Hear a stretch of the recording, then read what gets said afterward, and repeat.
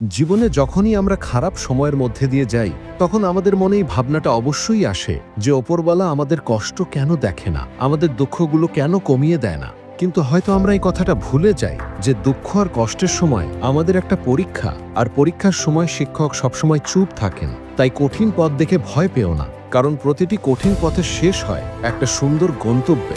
সবসময় এই কথাটা মনে রেখো, যেটা সহজে পাওয়া যায় মানুষ তার কখনো কদর করে না, সেটা টাকা হোক, সম্মান হোক বা ভালোবাসা। তাই আগে যেটা পেয়েছো তার কদর শিখে নাও। যদি পায়ে জুতো না থাকে তাহলে দুঃখ করো না, কারণ এই দুনিয়া এমন অনেক মানুষ আছে যাদের কপালে পাই নেই। এটাই পৃথিবীর এক করুণ সত্য।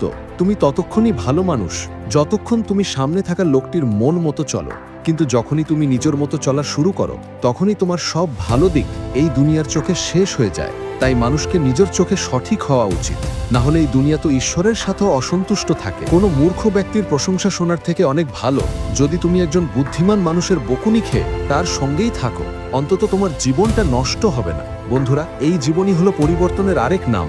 তাই কোনো নতুন পরিবর্তন দেখে ভয় পেও না, বরং তাকে আনন্দের সঙ্গে গ্রহণ করো। কিছু পরিবর্তন তোমাকে সাফল্য দেবে, আর কিছু তোমাকে সফল হওয়ার গুণ শেখাবে। বন্ধুরা, ভিডিওর শেষে শুধু এতটাই বলতে চাই, না করার হাজারটা অজুহাত পাওয়া যায়, কিন্তু করার জন্যে শুধু একটা জিদই যথেষ্ট। যদি মার্ক জাকারবার্গ 23 বছর বয়সে কোটিপতি হতে পারে, তাহলে তুমিও পারবে। সাফল্য কখনো বয়স দেখে আসে না।